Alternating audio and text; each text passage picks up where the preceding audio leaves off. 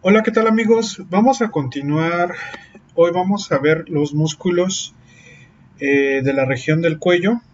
Recuerden que ya vimos los triángulos del cuello. Estos músculos ya van a ser propiamente, o vamos a hablar sobre los músculos propiamente de la región del cuello. Bien, primero vamos a hablar sobre las generalidades del cuello. En primer lugar, va a ser una región que va a ser comprendida o que vamos a delimitar entre la cabeza y el tórax, y también sirve como transición o como elemento de transición entre los segmentos corporales de la cabeza, el tórax y miembros superiores.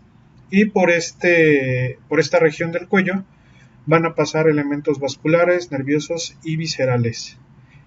Vamos a describir que tiene una forma cilíndrica. Su estructura está principalmente basada sobre el esqueleto tanto articular y propiamente dicho óseo de la columna cervical, y su longitud más o menos está variando entre los 7 a 8 centímetros como la media en la medida de la longitud del cuello.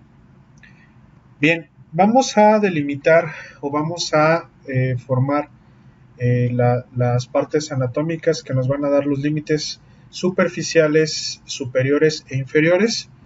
Primero vamos a ver los límites superficiales superiores.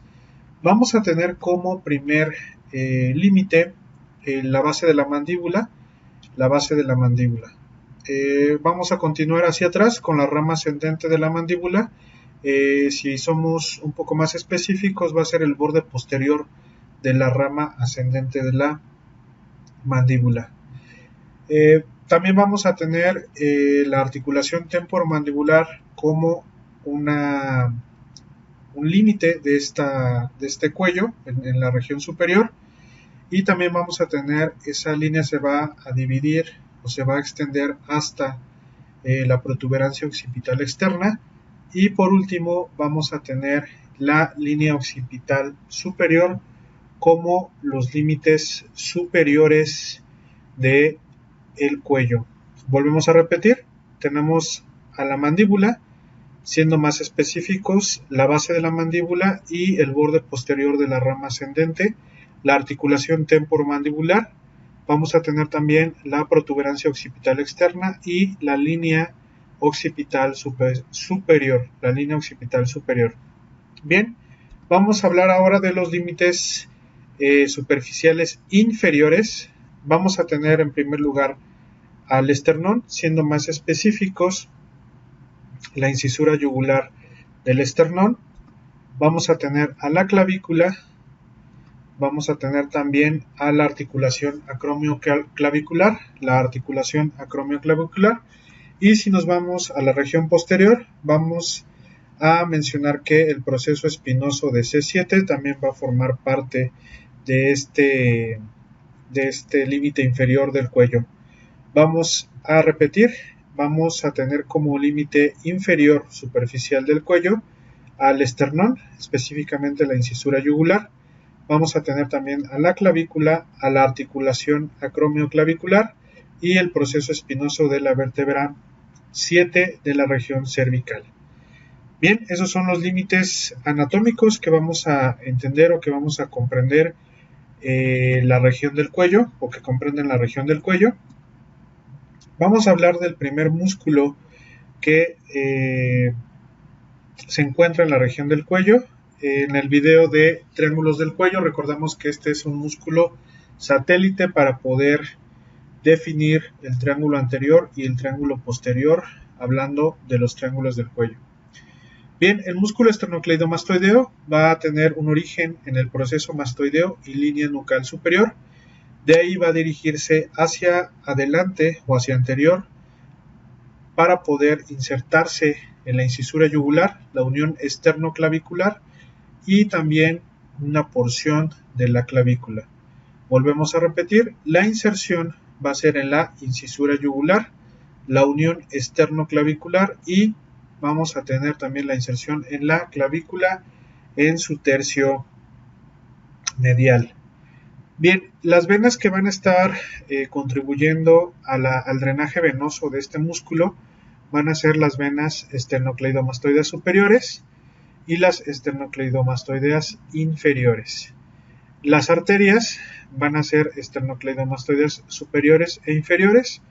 La inervación va a estar a cargo del nervio accesorio y las funciones que va a tener este músculo unilateralmente va a ser la rotación contralateral de la cabeza, la inclinación homolateral y de manera conjunta o una contracción conjunta de ambos músculos esternocleidomastoideos va a ser una flexión del cuello y también contribuye o genera una extensión del cuello.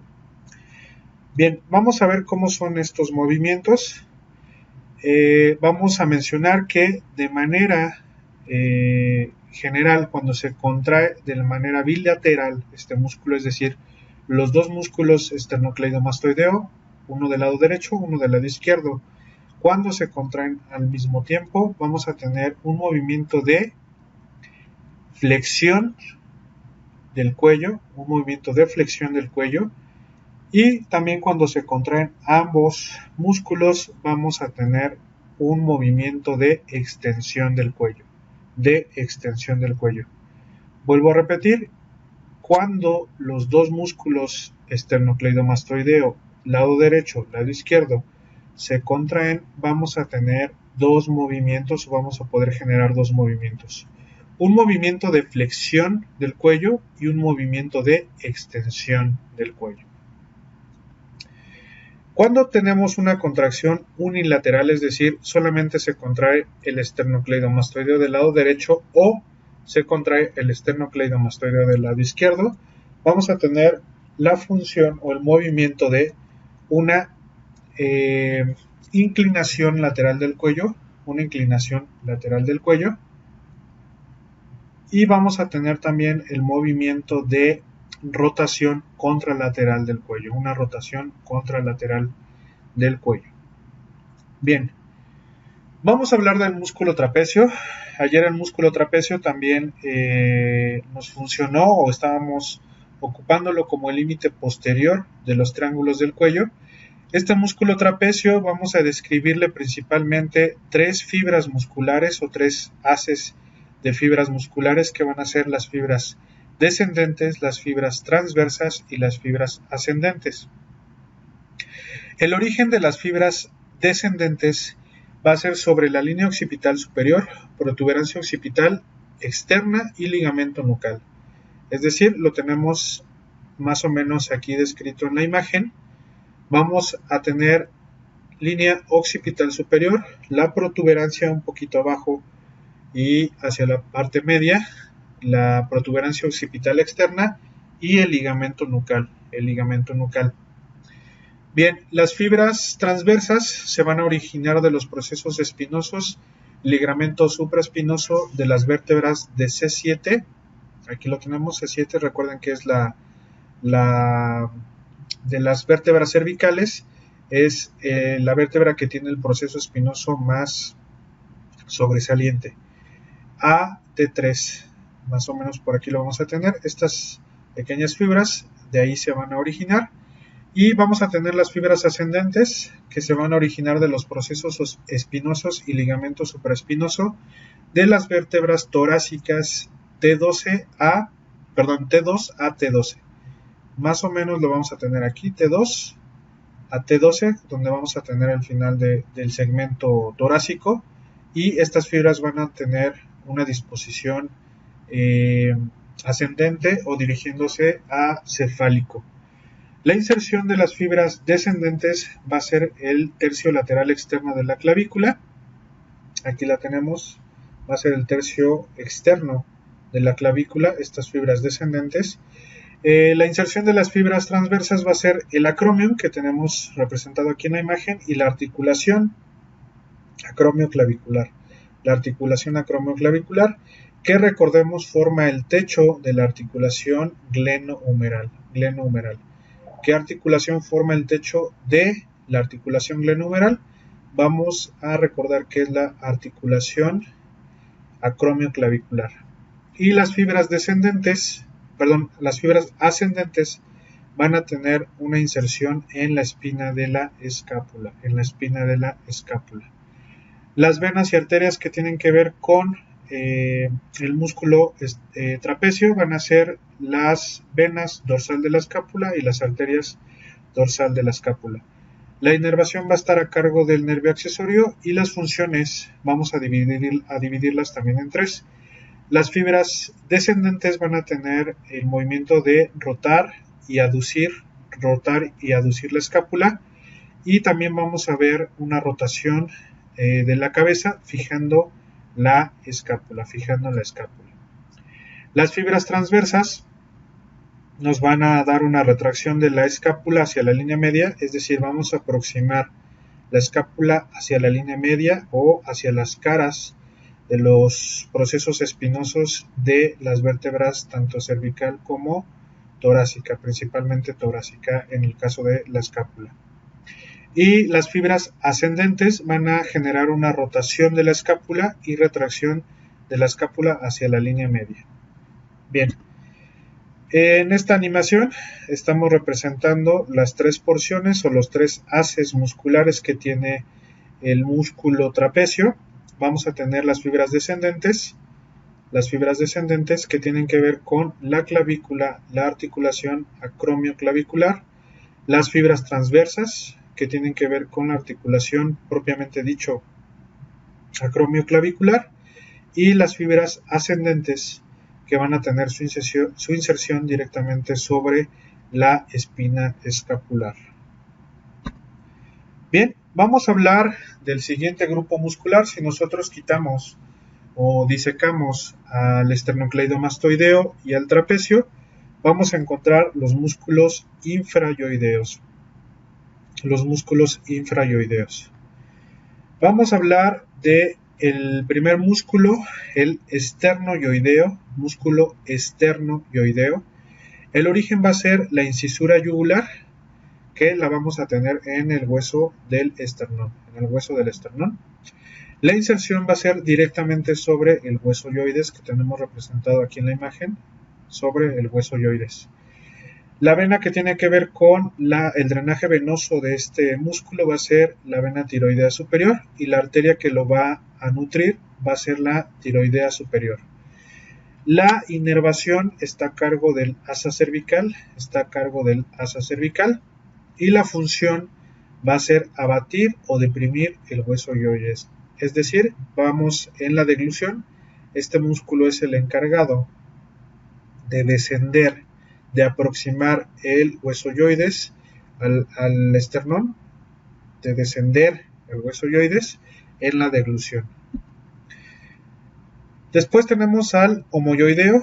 Este músculo también lo habíamos mencionado ayer, que formaba parte de los triángulos del cuello. Este músculo vamos a decir que tiene un tendón intermedio. El origen va a ser el borde superior de la escápula. La inserción va a ser en el hueso yoides. La vena que va a drenar a este músculo va a ser la vena infrayoidea, y la arteria que lo va a nutrir es la arteria infrayoidea. También está inervado por el asa cervical, y vamos a tener como función es depresor del hueso yoides y de la fascia cervical media. Bien, vamos a ver que tiene un origen este músculo en la región posterior, y se va a hacer anterior, forma un tendón de relevo para después continuar con un vientre superior para su inserción en el hueso yoides. Continuamos con el músculo esternotiroideo. Su origen es la incisura yugular y la primer costilla, y vamos a tener una inserción en la línea oblicua del cartílago tiroides. La vena que va a drenar a este músculo va a ser la vena infrayoidea, y la arteria que lo va a nutrir es la arteria infrayoidea. También está inervado por el asa cervical, y la función es depresor de la laringe y del hueso yoides. Su origen va a ser muy cercano a la articulación entre el esternón y la primer costilla, y de ahí se va a dirigir en forma cefálica para poder insertarse en el cartílago tiroides, en su línea oblicua, Continuamos con el último músculo que tiene que ver con los infrayoideos, que va a ser el tiroyoideo. Va a tener un origen en la línea oblicua del cartílago tiroides y la inserción va a ser en el cuerno mayor del hueso yoides. La vena que va a drenar a este músculo va a ser la vena tiroidea superior y la arteria que lo va a nutrir es la tiroidea superior. Este músculo está inervado por el ramo motor de C1 o del primer nervio espinal. La función va a ser deprimir al hueso yoides. Aquí importante mencionar, entonces, el único músculo que no está inervado por el asa cervical del grupo infrayoideo va a ser el músculo tiroyoideo. Es importante esta mención porque puede ser susceptible de ser cuestionada en cualquier examen o en cualquier pregunta de anatomía. ¿Cuál es el músculo que no inerva el asa cervical? Hablando de los músculos infrayoideos, va a ser el músculo tiroyoideo la respuesta. Bien, vamos a mencionar lo siguiente, una mnemotecnia para los músculos infrayoideos. Este tío es homosexual. Este tío es homosexual. ¿A qué nos referimos con esto? Este nos tiene que recordar al músculo esternoyoideo. Tío nos va a hacer referencia al músculo tiroyoideo.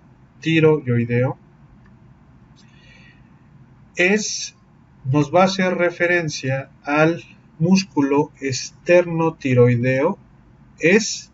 Nos hace referencia al músculo esternotiroideo. Y el homosexual va a hacer referencia al homoyoideo. Repetimos otra vez la mnemotecnia para poder aprender rápido o para poder memorizar rápido estos músculos infrayoideos es: este tío es homosexual.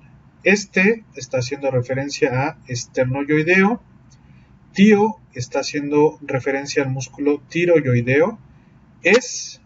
Hace referencia al esternotiroideo. Homosexual al homoyoideo. Continuamos con los músculos suprayoideos. El primer músculo que vamos a describir es el músculo digástrico, que va a tener un origen. Este músculo también tiene un tendón intermedio, un tendón intermedio o un tendón de relevo. Va a tener un vientre posterior que se origina en la incisura mastoidea y veloioideo. Y vamos a tener una inserción, el vientre anterior, en la incisura digástrica. La vena que va a estar drenando a este músculo va a ser auricular posterior y la arteria que va a estar nutriéndolo es auricular posterior. La inervación, este músculo es muy preguntable en los exámenes de anatomía. El vientre anterior va a estar inervado por el nervio facial, y el vientre posterior por el nervio trigémino, Vuelvo a repetir, es importante esta característica anatómica. El músculo digástrico va a tener dos inervaciones. El vientre anterior por el nervio facial y el vientre posterior por el nervio trigémino. La función es ascender el hueso yoides y deprimir tirando hacia atrás a la mandíbula.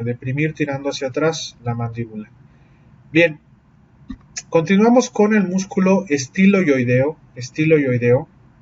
Este músculo se va a originar en el proceso estiloides del hueso temporal y vamos a tener una inserción en el hueso yoides. aquí vamos a poner entre paréntesis es un tendón perforado. Ahorita vamos a ver cómo funciona este tendón perforado, quién lo perfora. La vena que va a drenar a este músculo es la vena lingual y la arteria que lo va a nutrir es la arteria lingual. Este músculo está inervado por el nervio facial y la función va a ser elevar y retraer el hueso yoides. Elevar y retraer el hueso yoides. Bien, aquí vemos la relación que tienen el músculo digástrico y el músculo estiloyoideo.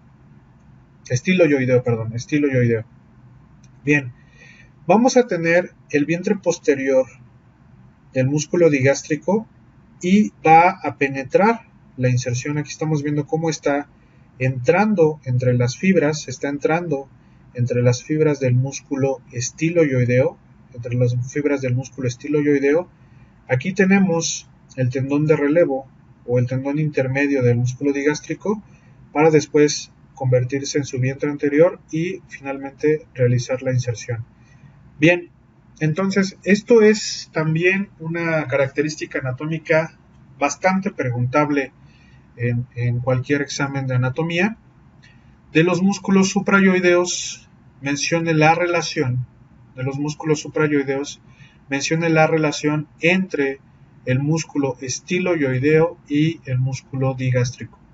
Bien, pues la relación es que el vientre posterior del digástrico penetra las fibras del estiloyoideo para poder generar su tendón de relevo y realizar o formar su vientre anterior y finalmente su inserción.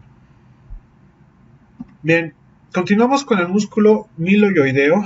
El músculo miloyoideo se va a originar en la línea miloyoidea que mencionamos o que ya describimos en la región de osteología o en la parte de osteología que se encuentra en la cara interna de la mandíbula, y de ahí vamos a tener una inserción en el hueso yoides y el rafé miloyoideo.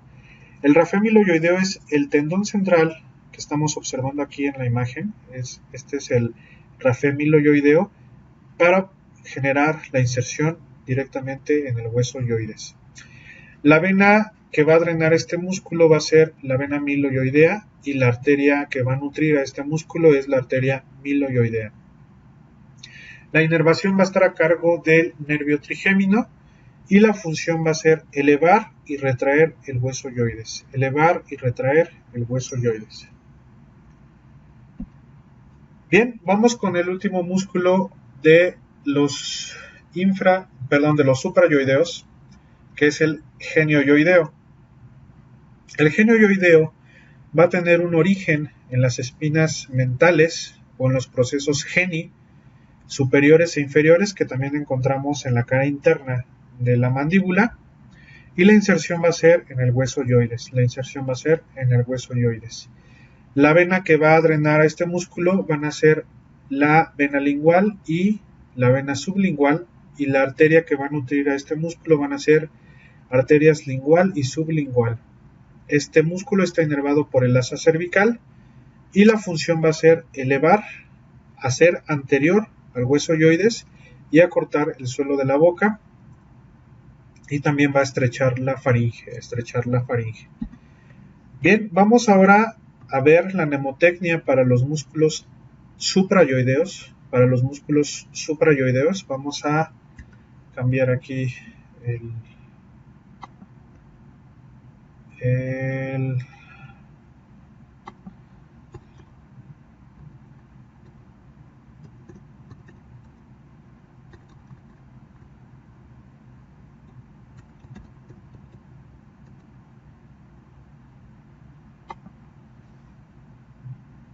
Bien, la mnemotecnia para los músculos suprayoideos va a ser 10.000 genios, donde Di va a hacer referencia al músculo digástrico, Es hace referencia al músculo estiloyoideo, Mil va a hacer referencia al músculo miloyoideo, Y genios hace referencia al músculo genioioideo. Volvemos a repetir. La mnemotecnia para músculos suprayoideos va a ser o es 10.000 genios, donde di hace referencia al músculo digástrico, es hace referencia al músculo estiloioideo, 1000 va a ser referencia al miloioideo y genios va a hacer referencia al músculo genioioideo. Bien, vamos a hablar del siguiente grupo muscular que va a ser más profundo en la región del cuello y vamos a hablar de los músculos escalenos. El músculo escaleno anterior va a tener un origen en los tubérculos anteriores de los procesos transversos de C3 a C6, es decir, de los procesos transversos de las vértebras cervicales C3 a C6. La inserción va a ser en el tubérculo escaleno o escaleno anterior de la primer costilla. Las venas que van a drenar a este músculo van a ser las venas cervicales y las arterias que van a drenar a este músculo, las arterias que van a nutrir a este músculo van a ser las venas cervicales descendentes. La inervación va a estar a cargo de los ramos espinales de C3 a C6 y la función es elevar la primera costilla y una rotación contralateral del cuello, Bien, aquí estamos viendo en esta animación la disposición de el origen, que va a ser los tubérculos anteriores de los ramos de los cuerpos vertebrales de C3 a C7 y la inserción sobre el tubérculo escaleno en la primera costilla. Bien, vamos a hablar del escaleno medio. El origen son los tubérculos anteriores de los procesos transversos de la vértebra C2 a la vértebra C6. La inserción va a ser lateral a la inserción del escaleno anterior en la primera costilla, es decir, también se va a insertar en la primera costilla. Las venas que van a drenar a este músculo son cervicales y la arteria que lo va a nutrir es cervical ascendente. La inervación van a ser los ramos cervicales de C3 a C8 y la función va a ser elevar la primera costilla y una rotación contralateral del cuello. Vamos a regresar al puntero porque la flechita nos distrae un poquito más. Bien, el escaleno posterior va a tener un origen en los tubérculos posteriores de los procesos transversos de C4 a C6, y la inserción va a ser en el cuerpo de la segunda costilla, más o menos en su tercio medio es donde se va a insertar. Si nosotros dividimos esta segunda costilla en tercios, en su tercio medio es donde vamos a encontrar la inserción de este músculo. La vena que va a drenar a este músculo va a ser tiroidea inferior y la arteria que lo va a nutrir es tiroidea inferior. La inervación son los ramos nerviosos de C6 a C8 y la función va a ser elevar la segunda costilla y una rotación contralateral del cuello. Bien, aquí tenemos en la animación el ejemplificado, el escaleno posterior. A diferencia del escaleno anterior y medio, que se originan en los tubérculos anteriores de las vértebras que mencionamos, el escaleno posterior, muy importante recordarlo, muy importante mencionarlo aquí, se va a originar de los tubérculos posteriores, Por favor, hay que poner importancia en esto o poner su atención en esto para no confundirse al momento de ser cuestionados por estos músculos. Y la inserción va a ser en la segunda costilla, a diferencia del escaleno anterior y el escaleno medio, que son en la primera costilla. Bien, vamos a ver una relación importante anatómicamente de estos escalenos. Aquí tenemos el escaleno anterior, el escaleno medio, escaleno anterior, escaleno medio. En medio de estos músculos va a surgir algo importante, que va a ser el plexo braquial, y vamos a tener también aquí a la arteria subclavia, Volvemos a mencionar, entre los escalenos anterior y medio se encuentra el surgimiento de el plexo braquial y vamos a tener la arteria subclavia. Por delante del escaleno anterior vamos a encontrar el surgimiento de la vena subclavia, Si recordamos ayer triángulos del cuello, aquí vamos a tener de manera ascendente al músculo homoyoideo, por esta parte. Vamos a tener aquí bajando al músculo esternocleidomastoideo, y aquí tenemos a la clavícula. Ayer mencionamos que en este triángulo, que es el triángulo muscular, vamos a encontrar a la vena subclavia, a la arteria subclavia, y también vamos a encontrar la cúpula pleural. Por aquí la tendremos más o menos. Entonces, he de ahí por qué primero hablamos de los triángulos del cuello, para poder proyectar las estructuras anatómicas, y ahorita ya podemos ejemplificar todo lo que vimos ayer con triángulos del cuello en estas estructuras. Vuelvo a repetir, la parte anatómica importante de los triángulos del cuello de los escalenos, de los músculos escalenos, es entre el escaleno anterior y el escaleno medio. Vamos a encontrar al plexo braquial y vamos a encontrar a la arteria subclavia, Y por delante del escaleno anterior vamos a encontrar a la vena subclavia. Bien amigos, vamos a dejar este video hasta los escalenos. Vamos a continuar en una segunda parte de músculos del cuello con el resto de grupos musculares que nos faltan. Bien, como ven, realmente no es complicado estos músculos, solamente hay que repasar origen, inserción y función, y el resto de estructuras anatómicas o detalles anatómicos podemos irlos repasando, recordando, y poco a poco vamos sacando adelante la información.